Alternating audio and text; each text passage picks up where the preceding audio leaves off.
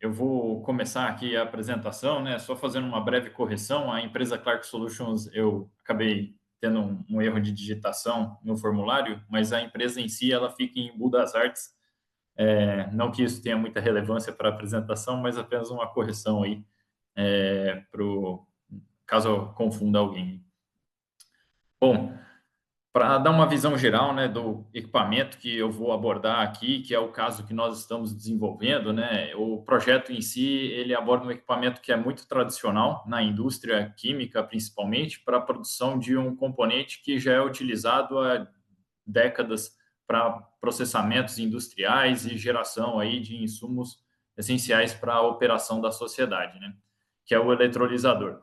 Esse equipamento, basicamente, ele utiliza energia elétrica para a conversão aí de água para a hidrogênio, e esse hidrogênio ele tem diversas funcionalidades aí em toda a cadeia produtiva, e essa cadeia produtiva alimenta diversos bens de consumos aí que são utilizados diariamente por diversas pessoas, né?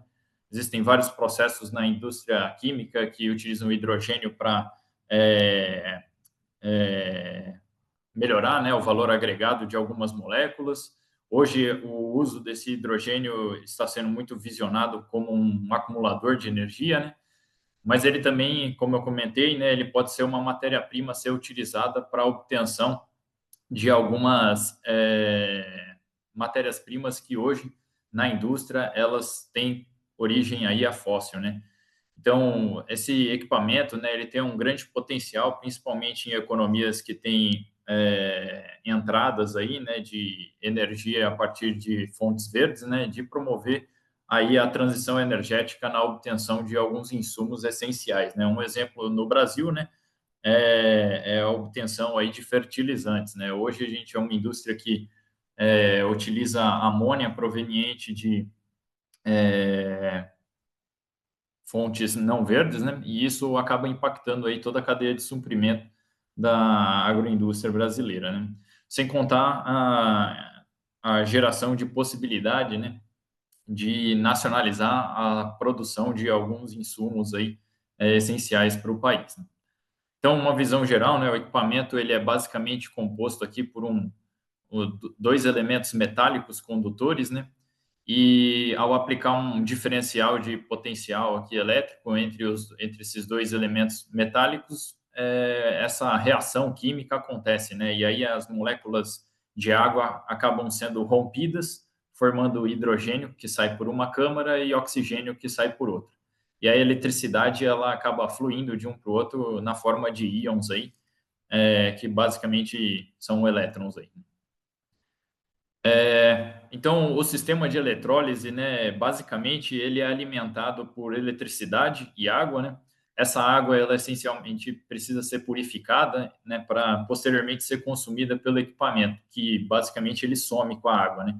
Então, esse processo de purificação, ele acaba sendo necessário, né? Porque se você ficar inserindo água nesse equipamento com impurezas, elas vão começar a ficar acumuladas lá dentro e isso vai impedir de você conseguir ter uma longa vida útil aí dele, né?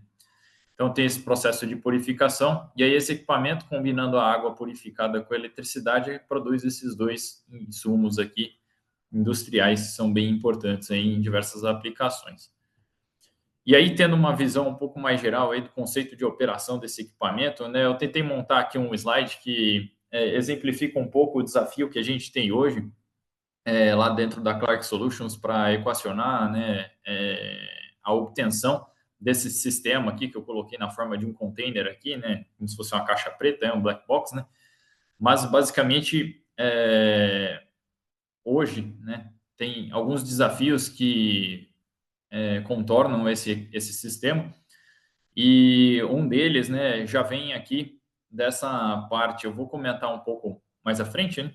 Mas um dos desafios, né, que uma parte interessada e importante que está envolvida nesse projeto, né, é o próprio governo federal. E o governo ele tem a intenção de produzir aumentar o conteúdo nacional, né, do sistema de geração de hidrogênio verde, né, através da eletrólise. E isso faz com que a gente tenha uma necessidade de não só ter o entregável que é o equipamento, né, mas também ter o entregável que é a cadeia de suprimentos, utilizando ao máximo aí provedores de bens de consumo e serviços dentro de território nacional.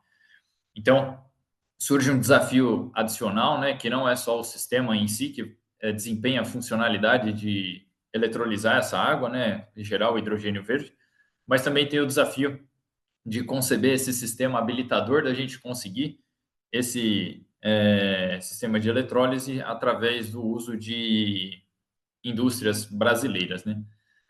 E hoje o nosso foco, né, como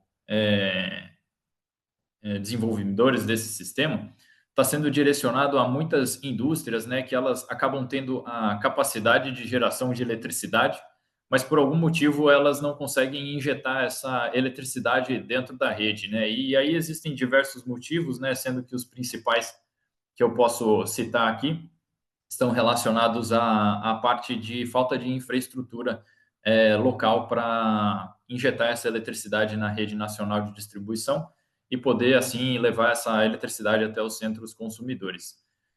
E isso não é raro, isso é comum. Basta conversar um pouco aí com os grandes centros produtores de indústria de base que isso vai se tornar um problema evidente.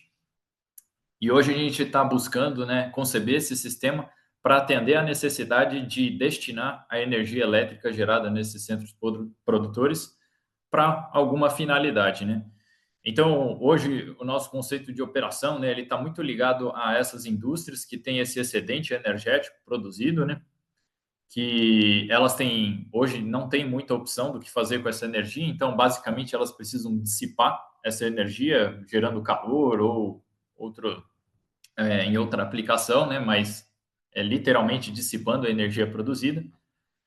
E a gente também está envolvido aí com a captação de água local, né, para uso aqui nesse equipamento, que também não é uma quantidade muito abundante de água, né, mas é uma interface necessária. E nós também temos a interface aí da indústria, que nós estaríamos contidos aqui dentro dessa caixinha também, né, que são quem possibilita a existência desse sistema para operar aqui, fazendo interface com essa parte interessada aqui, que são os produtores, né, de energia local, e fazendo interface com a disponibilidade de água aí no ambiente operacional. E aí uma característica importante, né, é que a gente não está querendo produzir o hidrogênio essencialmente para armazenamento de energia, né, mas a gente está querendo fazer interface com outra indústria, que seria uma indústria de processamento dessa molécula, para aí sim ela destinar ao mercado aí o produto decorrente da aplicação desse hidrogênio, né? Então, e o oxigênio em geral, né, ele é purgado para a atmosfera, né? Então, via de regra, a interface e a destinação desse oxigênio aqui é para o meio ambiente, né? Então, basicamente, o que a gente a diferenciação, né? E aí um comentário importante, né, do porquê que isso é um projeto de inovação, né? O nosso sistema ele não está seguindo muito as premissas básicas aí para um sistema, para projetar um sistema de eletrólise, né? E a gente está usando essa visão de engenharia de sistemas para tentar modificar a forma como a gente enxerga as necessidades aplicadas ao sistema, desdobrar requisitos aí mais direcionados para esse conceito de operação que a gente está visionando dentro do mercado e conseguir conceber um produto que ele tenha um custo-benefício mais compatível com a aplicação final, né?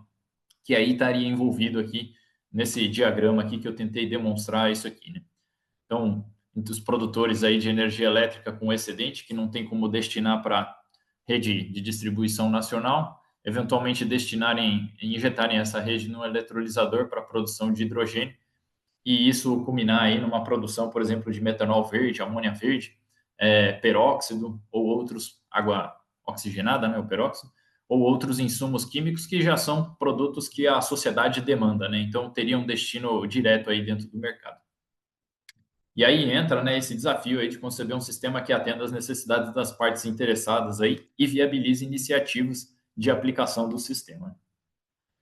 E aí, né, dentro desse processo de abordagem, né, muito o processo em V, né, acaba sendo aplicado aí diversas vezes, né, não de forma linear, né, mas uma característica importante, né, é que todo esse processo aí de sair da análise de missão do negócio, definição das necessidades, requisitos e fazer essa esse cascateamento, né, de informação ao longo do processo, né, ele faz com que a abordagem seja uma ferramenta de geração de diferencial dentro do mercado, né, de forma que a gente está levando um produto puxado pela demanda, né, e não empurrado. Hoje, por exemplo, o mercado de hidrogênio ele é um mercado muito empurrado, né? Existem tecnologias que tinham uma destinação no passado, o pessoal deu uns ajustes e está tentando empurrar isso no mercado com as premissas de um sistema que foi concebido, por exemplo, na década de 80 para aplicações em cenários bem específicos, né? Então, e existem não necessariamente, né, produtos adequados aí para atender essas demandas, né, dentro desse conceito de operação aí que eu apresentei. Então, a abordagem aí de engenharia de sistemas, né, é interessante destacar que existe essa característica de potencializar o resultado da sua aplicação, né, porque sim, acaba gerando um produto puxado pela demanda e não, eu tenho essa tecnologia, deixa eu ver se dá para aplicar lá naquele lugar, né? Sim, existe a necessidade, vou desenvolver algo para aquilo. E aí as ferramentas que nós estamos usando durante esse processo, né, são diversas, né? Eu só listei algumas aqui que têm aplicação mais direta, né? E eu destaquei isso mais para realmente ser um relato de caso, né? E hoje nós estamos aplicando, eu vou comentar um pouco mais, né? Mas são alguns conjuntos de ferramentas, né, que nos ajudam a gerar bancos de dados aí centralizados de informação, né? Começar a ter uma fonte única de verdade, né, que é um conceito bem importante e essencial, principalmente em projetos aí um pouco mais longos, né, onde não necessariamente as pessoas têm uma curadoria, uma pessoa, né, ou alguém, ou algum sistema documental, né, que consiga permear todo o ciclo de vida de desenvolvimento do sistema. Então, essas ferramentas acabam ajudando a perpetuar o conhecimento aí que foi gerado durante esse processo de desenvolvimento do sistema e permite um histórico para que a gente possa recuperar aí racionais utilizados para tomadas de decisão de projeto, especificações de itens, comentários sobre a evolução das especificações dos itens e etc., né? Então, só para comentar um pouco o uso de cada uma das ferramentas, né, como nós estamos fazendo esse processo de desenvolvimento. Então, basicamente, nós estamos usando o Azure DevOps para fazer a parte de mapeamento de partes interessadas, necessidades, requisitos, decisões de projetos, riscos e oportunidades envolvidos, né? E é uma ferramenta interessante porque ela está permitindo para a gente aí a parte de flexibilidade na personalização de interface de preenchimento de dados mínimos aí, né, e dados sugeridos também, o que gera uma certa padronização na documentação, especificação e verificação, né, dessas informações que entram nesse banco de dados, né? E é interessante que essa plataforma permite a gente ter uma abordagem centrada em dados, né, não em documentos, o que permite a gente ter um histórico e relação aí de informações muito mais rastreável e interligado, com informações muito mais interligadas, né? E tem uma outra vantagem importante, né, que lá no time a gente vê que isso é extremamente relevante, né, uma plataforma colaborativa que permite as pessoas editarem simultaneamente ou de forma monitorável em tempo real aí por todos, né, e permite iterações aí específicas que levam ao registro de discussões técnicas, documentação e gera evidência, né, de discussões técnicas aí acerca das decisões relativas a requisitos, decisões de projeto e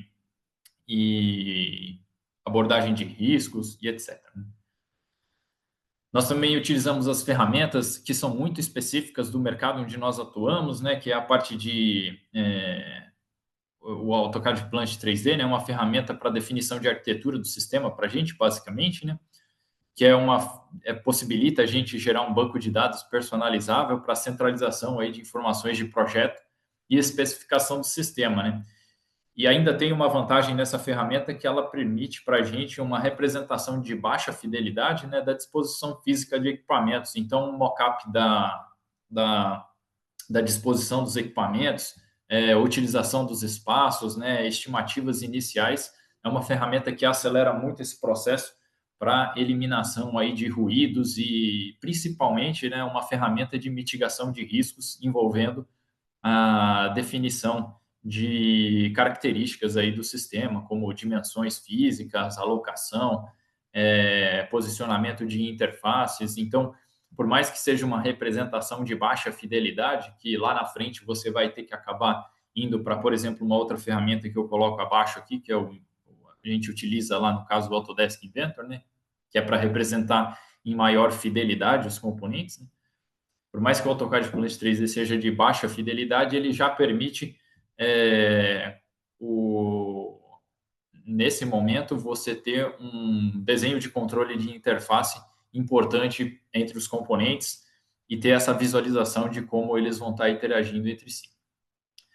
E aí a próxima ferramenta que eu comento, né, que a gente utiliza bastante aí no caso que estamos desenvolvendo, é o Inventor em si, né, que é uma representação física de alta fidelidade aí dos componentes e principalmente voltado aí para verificação de requisitos mecânicos dos componentes que são projetados para integrar o sistema. Só comentando, talvez a ferramenta mais importante aí que a gente utiliza para a parte de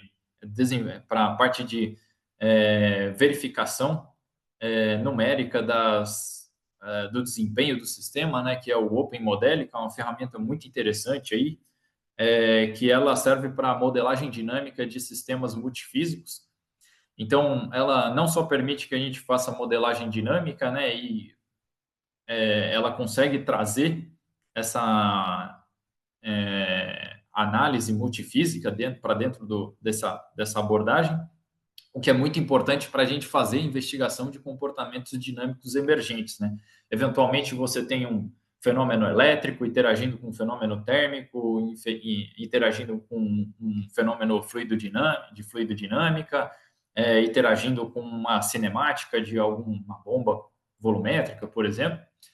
E isso gera comportamentos emergentes que no modelo que você consegue carregar toda esse equacionamento multifísico dentro dele, né, e observar a dinâmica desse sistema, você acaba podendo analisar esses comportamentos emergentes existentes, né. E visto que, né, que é possível fazer toda essa análise multifísica, né, obviamente é uma ferramenta que traz a possibilidade de executar a otimização, né, de sistemas multifísicos, o que permite a gente, ao invés de olhar, por exemplo, somente para a característica elétrica do sistema, eventualmente identificar iterações entre a parte elétrica e cinemática e entender não só como otimizar individualmente aí as disciplinas, mas ter uma otimização integrada aí das disciplinas que são envolvidas dentro do sistema que está sendo abordado, né?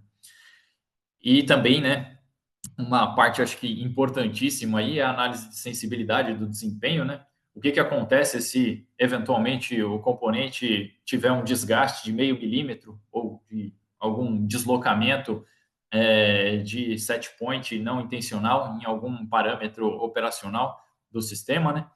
Então, essa análise de sensibilidade ela é muito importante para a gente entender um pouco a robustez do sistema, né? E poder tomar atenção, né?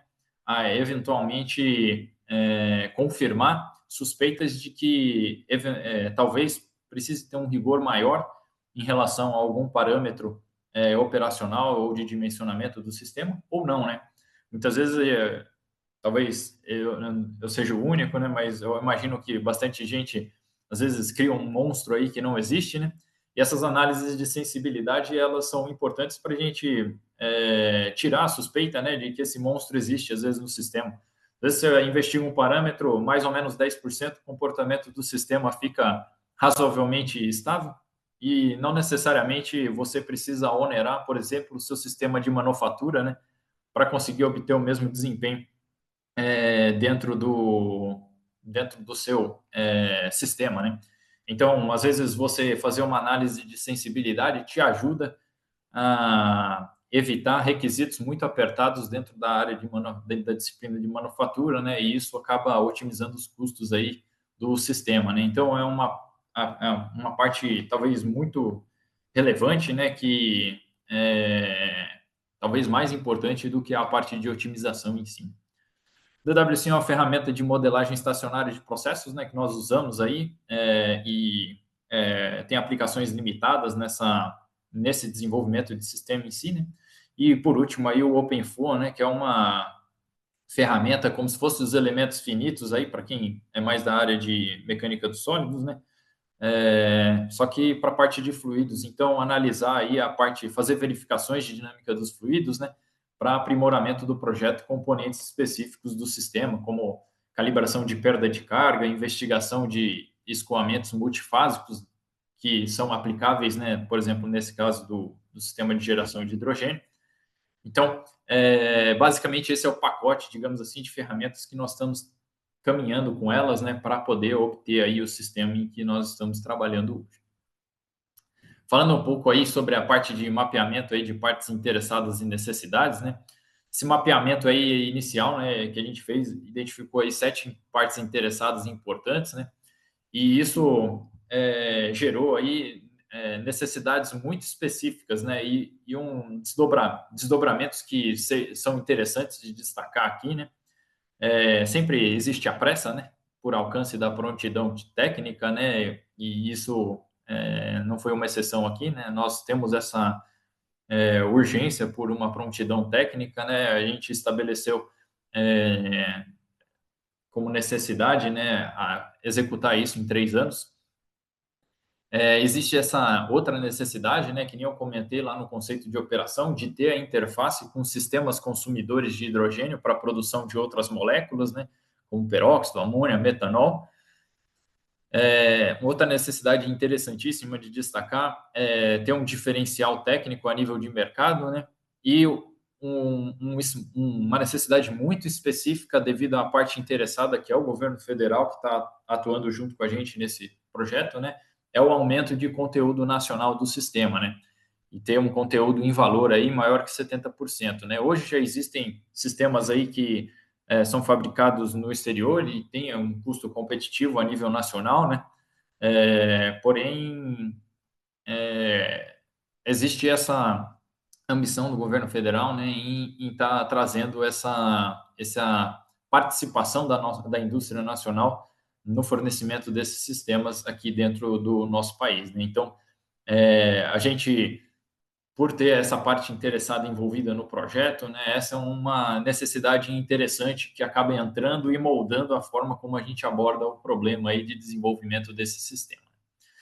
E as implicações aí um pouco também que eu gostaria de destacar, né, a nível de requisito, né, é que essa necessidade, por exemplo, de diferencial técnico a nível de mercado, né, gera, e principalmente a necessidade de interface com sistemas consumidores de hidrogênio, faz com que a gente tenha que ter essas condições de operação diferenciadas, né, que envolve o aumento de níveis de temperatura e pressão do equipamento, que todos, para quem não é da engenharia, né, aumentou a temperatura e aumentou a pressão é sempre um problema. E para quem já sabe como é que é a situação, né? E, e também outro desdobramento interessante, né, é que a gente tem essa necessidade de atendimento de requisitos de custo arrojados, né? Como existem sistemas competidores no mercado, não existe uma um mercado que não está saturado, né? O mercado tem opções, então a gente precisa de custos arrojados aí, então não é fácil atender esses custos, né? Isso exige muito do desenvolvimento do, digamos assim, sistema habilitador, né, que eu comentei aqui embaixo, que é a própria cadeia de suprimentos aí, que deve ser aí, mediante aí a essa necessidade de uma das partes interessadas, né, uma cadeia de suprimento prioritariamente aí nacional. E essa cadeia de suprimento em si é um entregável muito interessante, né, e é um sistema habilitador aí para que a gente possa entregar o nosso esse sistema de geração de hidrogênio que estamos trabalhando lá na Clark Solutions. E acho que mais interessante do que essa parte de ter as necessidades mapeadas, os requisitos bem identificados, são as balizas de decisão, né? É muito problemático, né, durante o processo de desenvolvimento, principalmente quando a gente está abordando um sistema que ele não é o tradicional, então ele exige um grau de desenvolvimento, pesquisa e inovação para atender essas condições todas que nós estamos que nós identificamos nesse processo de mapeamento de necessidades. Mais importante do que todo esse processo é ter essas balizas de decisão quando os problemas estão extremamente abertos, né? Então, essa abertura dos problemas, por mais que às vezes você tenha um problema bom, muito aberto, é interessante, ele gera uma responsabilidade muito grande na parte de tomada de decisão. E essa tomada de decisão nem sempre ela é fácil, porque muitas vezes você vai dar um tiro agora que só vai aparecer se acertou o alvo ou não daqui 4, 5 meses, né? Então, é importante ter essas balizas de decisão para que você evite problemas maiores aí ou vícios comportamentais, né, que possam gerar falhas aí ou perdas de lucratividade, perdas econômicas, né, no processo de desenvolvimento que possam prejudicar o resultado aí do desenvolvimento do sistema. E a gente acabou com as necessidades, né, envolvidas no projeto e identificando as partes interessadas, né, a gente acabou escolhendo algumas filosofias de abordagem aí dos problemas mais abertos, né? Então, basicamente, a gente está atuando, querendo conceber esse sistema com produtos de prateleira, né? Então, COTS-based system aí, para a gente justamente tentar atingir de forma mais assertiva aí a prontidão técnica do nosso sistema, né? Em 3 anos. A gente escolheu pelo encapsulamento de sistemas e subsistemas, né? Então, a gente está com o direcionamento de que o subsistema ele precisa ser autossuficiente para exercer a funcionalidade dele e que ele, em si, deve ser o mais desacoplado possível dos outros sistemas aí que compõem, né, os outros subsistemas que compõem aí o sistema de geração de hidrogênio. A gente está fazendo bastante prototipagem parcial, né, desses subsistemas que compõem aí o sistema de geração de hidrogênio verde. E nós estamos, né, abordando aí, utilizando a engenharia de sistema ágil, né, com um método evolucionário. Então, nós estamos focando muito na entrega dos MVPs, dos subsistemas encapsulados, para que a gente consiga ter sistemas funcionais, para que a gente possa evoluir eles, né? E aí eu acho que entra em um comentário que eu vou fazer um pouco para frente, né, que é a lei de Gauss aí, que mais para frente eu vou destacar. E algumas heurísticas clássicas, né, que a gente se depara todos os dias praticamente, né, é que não deve ser assumida, né, que a declaração original do problema é necessariamente a melhor ou mesmo a correta, né, principalmente porque nós estamos atuando num projeto de pesquisa e inovação, então, em diversos momentos, nem sempre a abordagem tradicional é a que vai funcionar, e exemplos são diversos aí, né, tanto em materiais, a gente acaba tendo que especificar materiais diferentes para aplicação, ferramentas para manufatura acabam tendo requisitos diferentes, justamente porque os materiais foram alterados. Então, nem sempre essas declarações iniciais de como a gente enxergava que o problema ia ser abordado acabam sendo a final, né? E ao longo do processo de desenvolvimento, são identificadas, até por mais contato com as partes interessadas envolvidas no desenvolvimento, acabam sendo vistas outros ângulos aí de explorar as necessidades que acabam gerando aí necessidades de alteração aí do projeto do sistema em si. Nos estágios iniciais de um projeto, né, as incógnitas são um problema maior do que os problemas conhecidos, E isso nós estamos focando muito nesse projeto, né? Em diversos pontos a gente identifica um vício comportamental, né? De querer pegar o problema que a gente viu e tentar resolver, mas a gente está usando essa heurística como um guia, né? Para a gente se blindar um pouco de identificar o risco daquele problema que foi identificado, né? E, eventualmente, verificar. Bom, esse problema eu conheço ele, eu sei a solução, não é um problema que tem um risco, eu sei como eu vou resolver ele, então esse aqui eu posso guardar numa caixinha e abordar um pouco mais para frente. Deixa eu ver se não tem outro problema aqui que eu estou esquecendo de resolver, que talvez vá ser um problema maior aí ao longo do processo. E também a parte de modele antes de construir sempre que possível, né? A gente sempre está abordando aí essa parte de modelagem, antes de partir aí para a construção aí de qualquer componente, né? De qualquer subsistema, por exemplo. Então, falando um pouco sobre a arquitetura do sistema, né? A arquitetura em geral, dentro da nossa indústria, né? Ela é representada através do diagrama, conforme eu estou apresentando aqui à direita, né? Então, é um diagrama que coloca os equipamentos e a interligação e as interfaces existentes entre eles, né? Como vocês podem ver, são muitas interfaces aí entre os componentes, né? E cada uma com a sua funcionalidade específica. E esses objetos dentro desse diagrama, né, eles são carregados aí de bancos de dados personalizáveis, né? Então a gente consegue personalizar as informações que esse objeto carrega ali dentro, documentando e evidenciando, né, decisões, por exemplo, de envelopes de temperatura, envelopes de pressão, de operação, material de construção e assim por diante, né? E também faz a parte de mapeamento aí das interfaces de fluxo de matéria e informação, também aqui dentro desse diagrama, né? Essas linhas aqui, elas são linhas de fluxo, né, de matéria, e eventualmente, quando elas chegam em algum equipamento, essa aí é uma interface existente, né? E um outro entregável, né, que não está exatamente dentro dessa documentação do PNID, né, o Piping and Instrument Diagram, que é um diagrama muito utilizado dentro da indústria química aí, né, para representação da arquitetura de sistemas.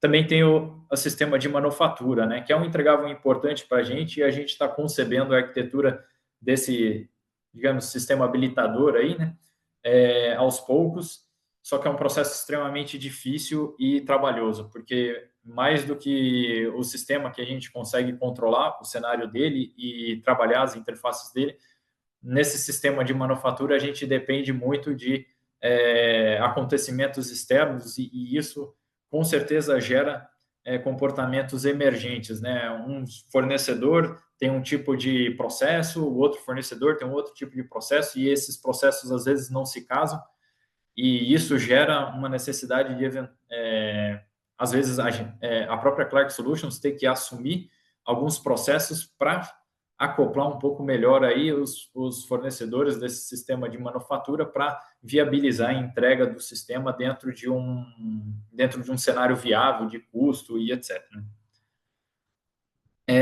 E aí, né, acho que para destacar um pouco aí, né, o porquê que a gente está abordando assim o problema, né, nós temos um time enxuto para o desenvolvimento, né, e a priorização do desenvolvimento dos subsistemas é importante para o sucesso do projeto, né, e essa priorização de subsistemas, né, ao longo desse desenvolvimento do projeto, ela foi pensada tomando em vista, né, a necessidade da funcionalidade daquele subsistema para o processo de desenvolvimento em si, né, o impacto de alteração de especificações e requisitos na arquitetura do sistema como um todo, né? E o nível de risco para o sistema associado ao desenvolvimento do subsistema, né? Então, subsistema que tem um risco maior de afetar o sistema, né, ele acaba sendo priorizado aí frente aos outros. E aí os subsistemas que temos mais certeza de como executá-los, né, ficaram por último na sequência aí de desenvolvimento para reduzir os ruídos, né, que podem ser gerados nas iterações aí que acontecem e estão acontecendo, e atacar primeiro aí subsistemas com um maior nível de incerteza técnica acabou virando aí a nosso guia, né? E eu acho que uma citação aí muito importante, né, é que um sistema complexo, né, que funciona invariavelmente evoluiu de um sistema simples que funcionava, né? Então, essa é uma prática que a gente está tentando aplicar muito, né, utilizando aí a parte de prototipagem como uma ferramenta de alcance rápido de resultados, né, e a criação desse sistema funcional e simples para que a gente possa evoluir ele e chegar num sistema complexo aí. Então, essa parte de prototipagem, né? Aqui eu estou destacando alguns protótipos que a gente está desenvolvendo, né? Aqui, parte de eletrônica de potência, parte de purificação de água, aqui a parte de testes de células de eletrólise de porte pequeno, né? E aqui a parte de testes aí de células de eletrólise digamos assim, microporte, né? Que é somente para análise de desempenho específico. E nos estágios iniciais aí de um projeto, né, de novo, citando aí, as incógnitas são um problema maior do que os problemas conhecidos. Então, a gente está abrindo o funil para olhar para todos esses problemas, começar a entender as barreiras que a gente está tendo que enfrentar, para aí sim a gente correr dentro das direções que vão contribuir mais aí para o sucesso do projeto, né? E, eventualmente, para a gente tirar aí debaixo do tapete, né, os problemas e os desafios que estão escondidos, né? Então, esse slide aqui é um pouco bagunçado, né, mas basicamente dando uma orientação, a gente fez uma formulação de arquitetura para o sistema, né? A gente começou a conceber esse subsistema de condicionamento de água, né, que a gente já tem a funcionalidade dele operacional. E agora a gente está no segundo passo, né, que talvez o passo mais demorado e mais difícil, né, que é o desenvolvimento do subsistema de eletrólise e o subsistema de eletrônica de potência, né? E ao longo desse processo de desenvolvimento, né, eu coloquei esses Vs aqui, né, porque a gente sempre está abordando aqui o processo, utilizando aí, né, a parte do modelo em V aí. Só que ao longo das iterações aqui, né, isso gera uma retroalimentação para a arquitetura. Então, ao longo do processo, a gente está tentando priorizar aqui, principalmente, os sistemas que geram mais ruído aqui dentro dessa retroalimentação para a arquitetura e, eventualmente, deixando aqui mais para frente os subsistemas que geram menos ruído de retroalimentação aqui para a nossa arquitetura, né? E, eventualmente, aqui no fim das contas, né, a gente vai ter um pacote de subsistemas desenvolvidos, né, que, eventualmente, né, espero eu, a gente parafuse todo mundo junto aí e consiga ter esse sistema aí entregue a partir do acoplamento aí desses subsistemas que nós estamos desenvolvendo aí com esse conceito de encapsulamento das funcionalidades, né? Então, teoricamente, a união deles aí, na forma como eles estão sendo concebidos, a união deles deveria resultar aí na funcionalidade final desejada. Somente mais alguns comentários, né, sobre a parte dessa abordagem do desenvolvimento, né? Um comentário aqui: o desenvolvimento de um sistema baseado em produtos comerciais aí de prateleira, né, acelera muito a entrega pelo fato de você ter uma necessidade menor e mais reduzida de especificação de requisitos e investigação de problemas que já são conhecidos na indústria, né? Às vezes você vai querer fazer um componente que já existe na indústria e você acaba descobrindo o problema que o cara teve 30 anos atrás para ter aquele componente de prateleira lá que vende recorrentemente, né? Então, essa utilização de itens de prateleira acelera muito a entrega, né, de valor. A utilização de subsistemas encapsulados, né, auxilia a gente a reduzir os ruídos de interações entre os subsistemas, né? A prototipagem acelerada acelera a redução de riscos e gera maior segurança na tomada de decisão no sentido correto, né? E o sistema evolucionário aí permite a gente verificar as funcionalidades operando e mitigar riscos de interface aí e de desempenho que sejam identificados ou se manifestem aí ao longo desse processo de prototipagem. E aí, só comentando, né, mais um pouco aí sobre as ferramentas que a gente está utilizando, né, para a parte de validação mecânica, né, muitas vezes a gente acaba não tendo esse design by rule, né, quando você tem uma regra de dimensionamento de um componente, né, e muitas vezes a gente acaba tendo que utilizar a ferramenta para fazer validação aí de capacidade de resistir a determinados esforços específicos aí dentro da aplicação, né, que a gente tem dentro desse desenvolvimento. Aqui também comentando um pouco sobre a parte de verificação de desempenho, né? O Open Modelic aí é uma ferramenta programável, né? Que a gente consegue implementar o equacionamento necessário para a gente resolver o problema que nós estamos abordando, né? E nos capacitar a verificar o atendimento de requisitos, fazer a própria modelagem de requisitos, né? Fazer a verificação de comportamentos emergentes de interação entre componentes diferentes, né? A otimização do sistema, ver a capacidade, né, de criação. Essa ferramenta tem a capacidade de criação de modelos multifísicos, né? Então a gente não fica só atrelado ao que existe na ferramenta, mas a gente consegue desenvolver nossos próprios modelos aí dentro, né? E tomar decisões aí de projeto baseadas em resultados de modelagem multifísica dos sistemas, né? Bom, até o momento, né, só comentando um pouco sobre desenvolvimento, a gente teve a construção de protótipos funcionais aí, né, para a parte de condicionamento de água, parte de eletrônica de potência e eletrólise, né. A gente está com essa bancada de verificação de desempenho do eletrolisador, né, para a gente fazer as validações das propostas de projeto e etc.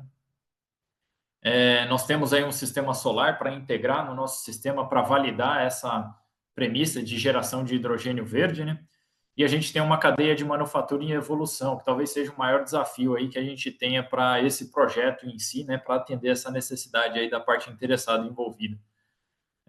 Então, hoje, os maiores desafios, né, estão em aliar a entrega de valor com as iniciativas de pesquisa e inovação, né, que às vezes elas acabam, quando você quer pesquisar e inovar, você acaba tirando o foco da entrega de valor, né, do processo, e associar aí os diversos fornecedores para viabilizar, né, todos os sistemas que habilitam a entrega do sistema de geração de hidrogênio em si. Bom, conclusões aí sobre o projeto, né? O uso de método de engenharia de sistemas é muito útil para gerações de soluções ligadas aí, né? E puxadas pelas necessidades. O uso de ferramentas a gente enxerga lá que é extremamente necessário para o desenvolvimento, né? Que necessita gerar resultados com velocidade. Se a gente não precisasse fazer rápido, não precisaria de tantas ferramentas, mas como precisa fazer rápido, as ferramentas são importantes.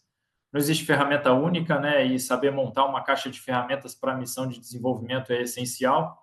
As balizas aí de decisão são essenciais para guiar a tomada de decisão no projeto e problemas abertos. O processo aí de evolucionário é muito interessante para permitir o time produzir resultados no curto prazo, né, e reduzir os riscos nos primeiros momentos. E a modelagem aí como uma ferramenta aí de ajuda a reduzir o número de iterações e, portanto, os ruídos aí que acontecem ao longo de todo esse processo de desenvolvimento que a gente está enxergando isso. Bom, era isso. Muito obrigado aí pela atenção e acho que agora é a parte de perguntas e respostas aí, né? Então, nós passaremos para a parte de perguntas e respostas, e essa sessão será aí, de certa forma, será conduzida pelo nosso engenheiro Carlos Eduardo. Obrigado, Geraldo. Parabéns, Breno. Gostei bastante aí da sua apresentação. Achei Valeu, muito obrigado. legal. Temos aí muitos desafios ainda pela frente. Estou vendo que é muito legal aí uma pesquisa aí já aplicada e uma melhoria, né? Um benefício para a sociedade já iminente aí, né? E aqui do nosso chat, a gente tem que o Fábio Silva está colocando parabéns pela apresentação, muito didática, realmente mostrou muito aí de um setor que poucos exemplos públicos de apresentação, de aplicação, né? Você já consegue mensurar o quanto de ganho em velocidade de desenvolvimento e ou qualidade de entrega comparado com outros projetos similares em que as práticas de engenharia de sistemas não foi ajustada de forma consciente? Uhum. Hoje, como nós estamos numa etapa de consolidação, né, a gente ainda precisa de resultados para poder comprovar, ter uma medida efetiva, né, quantitativa. Mas nós temos um arcabouço de informações que está sendo construído ao longo do desenvolvimento do projeto, né, que até mesmo dentro da própria organização, a gente está fazendo essas medições para poder apresentar é, a comparação, né, entre projetos de porte similar que estão sendo executados pela operação tradicional da empresa e os projetos que estão sendo executados aí carregando esse método de aplicação aí da engenharia de sistemas e comparar eles para mostrar a diferença de efetividade, né? Então, hoje a gente não tem a medida, né? As medidas, nós estamos com os dados sendo preparados, né? E eles estão sendo estruturados para que a gente possa fazer isso no final aí do, processo de entrega, né? Do sistema em si. Porém, né, a gente tem a sensação, ao longo do projeto, de que os retrabalhos e os problemas que a gente tradicionalmente identifica dentro da operação, eles são realmente minimizados, né? E muitas vezes são minimizados por abordagem por diferenciar essa abordagem aí de trazer os requisitos a partir das necessidades e fazer essa validação, verificação de necessidades aí com as partes interessadas que estão envolvidas no projeto. E essas partes interessadas não são só quem manda nas necessidades, né? Também são aquelas partes interessadas que nos ajudam a cumprir com as necessidades aí do projeto, né? Então, a gente está preparando um banco de dados para poder alcançar uma medida ao final do projeto, mas hoje o que a gente tem é a sensação de que, digamos assim, as não conformidades processuais que são encontradas ou esses ruídos processuais que são encontrados acabam sendo menores aí, trazendo a abordagem, né? E isso gera um pouco mais de confiança para o time estar abordando também o problema de forma mais sistemática ainda. Legal, obrigado. E o Bruno Arnaud está dando parabéns aqui pela apresentação também e pergunta em que fase está o projeto, quanto tempo percorrido e principais entregas. E aí faz mais considerações, faz outras perguntas. Vou ler aqui, mas você já pensa nessa daí da fase e das principais entregas. Quanto tempo aconteceu? Aí ele pergunta se você pode comentar as etapas do projeto em que ocorreram um esforço efetivo de SE, dado que o projeto envolve muita engenharia tradicional, especializada em níveis de componentes, ou seja, em quais momentos os processos de SE, requisitos, arquitetura, verificação e validação, foram ou estão sendo críticos nas fundamentais do projeto. Tá. O projeto hoje, ele está em uma fase de... eu coloquei aquele ciclo, né, justamente para representar que a gente está percorrendo ele. Então, hoje a gente está numa fase de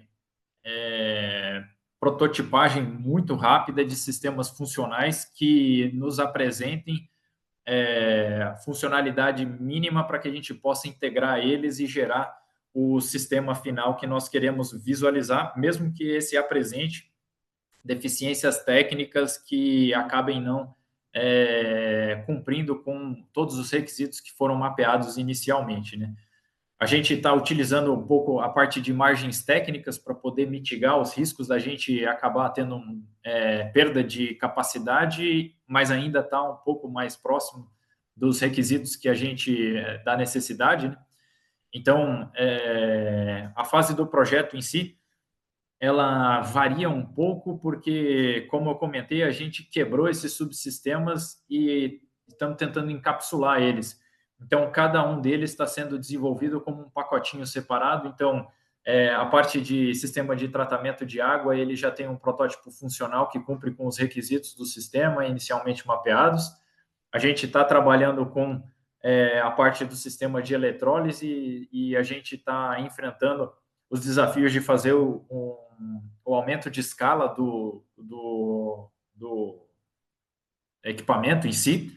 Nesse momento, né, a gente já tem uma validação e verificação técnica do desempenho do produto em pequena escala e agora a gente tem uma confiança grande dos materiais a serem utilizados, a composição de como tem que ser feita a construção desse equipamento, e a gente está avançando agora no sentido de desenvolver esse sistema habilitador de manufatura que eu comentei, né? E como eu havia comentado, né, os outros subsistemas são subsistemas mais tradicionais, né? Então, a Clark Solutions ela já tem um histórico aí de 35 anos de desenvolvimento de sistemas de separação, condicionamento de gases, tratamento de gases, etc. Então, a gente sabe que isso aí é o nosso feijão com arroz e assim que a gente passar, digamos assim, o pico aí, o negócio vai andar, né? E hoje o pico para a gente está sendo alcançar o eletrolisador não sozinho, mas acompanhado desse sistema de manufatura que vai permitir a gente entregar esse equipamento com conteúdo nacional aí acima do que dentro da necessidade lá que foi mapeada inicialmente, né? Então, hoje a gente, digamos assim, o projeto tem 3 anos, né? A gente está no 10º mês do projeto. A gente já tem entrega de alguns subsistemas aí feitas, porque elas são necessárias para o próprio processo de desenvolvimento, né? Então, digamos assim, o sistema de tratamento de água ele está lá porque para a nossa bancada de teste de desempenho do eletrolisador a gente precisa de água pura. Então, poxa, é um ganha-ganha, né? Eu vou colocar esse sistema aqui para produzir a água que eu vou usar no próprio processo de desenvolvimento. Então, acabou conciliando isso, né? E agora a gente está indo para o desafio aí de verdade, que é a parte de escalar a manufatura do eletrolisador, né? Que envolve aí esse